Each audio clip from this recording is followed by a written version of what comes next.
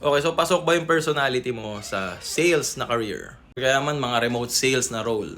Tara pag-usapan natin. Sa mga hindi nakakalam guys, I've been doing sales for tagal na. Tanda ako na boy. And professionally guys, I've been doing remote sales for over 5 years na. I think mga 6, 7, 8 years parang ganun. And nagme-mentor, nagko-coach din ako ng mga tao sa sales. Specifically remote sales. Yan, ganyang kadaming tao guys, 3,400 member. So I think may data naman ako to back it up, tsaka observation para sabihin sa inyo kung pwede ba kayo sa sales. Huwag natin patagalin, let's go! Una guys is kailangan extroverted ka. Now, I'm not saying na kailangan pabibo ka or whatsoever yung conventional. When I say extroverted guys is part kasi talaga ng sales guys is marunong ka makipag-network. Kasi guys, sa mga sales people, mga first mover yan, hindi ka magkakaroon ng client kapag pabebe ka. Pabebe meaning hindi ka nakipag-usap, tahimik ka, mahiyain ka. Yung usual na stereotype. Pero when I mean yung naglilin towards sa professionalism. So let's say nasa event ka, pinapunta ka ng boss mo. Wala ka namang kinausap. How ka magkakaroon ka ng leads or client, di ba? So it's the same thing. Kaya kailangan may pagka-extroversion ka in a way. Now, I'm not saying kapag introvert ka, hindi ka pwede sa sales. Pag-usapan natin mamaya yan. Ang gusto ko lang i-point out is kailangan meron kang innate agad na ganong skill. Kapag may ganon, definitely pwede ka agad. That's number 1. Second guys is persistent ka or resilient. Ano yun? Yung mundo ng sales guys, puro rejection. Alam nyo, kinain ko na yung rejection talaga sa buong buhay ko. Ang dami. Na-try ko na lahat na figures na rejection. Na-try ko yung 1 digit, 2 digit, 3 digit, 4 digit, 5 digit, 6 digit, hanggang 8, 9 digits guys. Na-try ko na yun. And let me tell you, masakit siya. Pero nagiging part na siya ng life mo sa sales. Yan yung buhay natin. So kung hindi ka sanay sa rejection, kasi siguro maganda ka or perfect ka or pogi ka, sa sales expect mo mare-reject ka. Kahit gano'ng kaganda produkto mo. Bakit?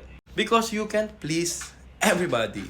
Hindi man lahat ng tao magustuhan yung produkto or serbisyo mo. So expect mare-reject ka. Guaranteed yan. Kaya kailangan guys, persistent ka at resilient ka. Hindi ka nag-give up. Kaya pansinin nyo yung puro sales training, puro motivation. Kasi guys, napakatrabaho niya talaga. Puro rejection, iiyak ka talaga. Ang daming mga nakatrabaho ko dati noon, nagsi-quit sa sales kasi nakaka-stress, nakaka-depress sabi nga nila kasi puro rejection. So if you're planning to venture sa sales, pag-isipan mo maigi kasi hindi siya madaling path. So yung number 2, persistent, resilient. Number 3 guys, chismosa ka. In a good way. Mahilig ka mag-outsource or mag-crowdsource ng information. Kasi kapag may bagong info ka, pwede mo siyang ibigay na information sa mga prospective clients mo. Anything na in value for them para magkapag-build ka ng trust. Now, hindi yung mga mga chismis na mga kapitbahay or ganon or mga kalokohan. Chismis na something magpupush ng deal, makakabigay sa kanila again ng value. So, dapat up-to-date ka sa mga ganyan. Kasi for example, nagpa-part-time ako sa real estate, di ba? Mga high-end. So, mga namimit ko mentors ko ng mga brokers, ng mga titas, may mga insider info sila kung saan yung mga next na focus development ng mga developer. So, kapag may prospective clients ako sa roster namin ng mga partners ko, pwede namin i-share yun sa mga clients namin na, uy, may bumibili ng property dito sila ganito.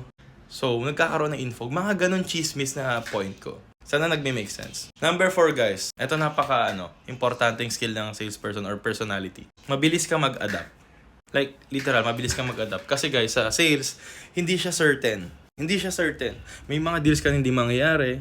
May mga deals ka na parang magmamaneuver or magpipivot. Ang tanong, papaano mo siya i-adapt? Kasi may mga situation na hindi masusunod yung gusto mo. So, yung resourcefulness mo, paano ka mag-a-adapt dun sa current situation na yun? Kunwari, may client ka na gusto bumili nito. Wala nga kayong service na ganun. So, paano mo siya i-handle ng hindi masisira yung deal. So, kailangan sobrang resourceful ka. At kung may innate skill ka na ganun, pwede ka sa sales. Yung mga taong mabilis mag-adapt. Yung number 4. Number 5, guys. Which is for me, the most important. Kalimutan mo na lahat ng 4 na sinabi ko. Pero kung ikaw yung taong marunong makinig at maging coachable, yung hindi ma-pride, ma-ego, ganun, pwede ka sa sales. Alam mo bakit? Di naman ako magaling sa sales nun. May mas magagaling sa akin. Pero ako nakikinig lang ako nun. Kung ano yung tinuturo sa akin, ina-apply ko lang. Very coachable. Kapag may mali, nagsasorry ako, in-improve ko yung next step. Pwede ka sa sales. Bakit? Kasi guys, yung sales, yung rules ng game dito pa iba-iba, nagbabago once in a while. Kailangan mag-absorb ka maraming information at kailangan natuturuan ka kasi marami kang mamimit na taong magagaling, magbibigay ng info sa'yo, dapat ina-absorb mo siya. At kapag marunong ka makinig, yan ang gustong-gusto ng mga kliyente.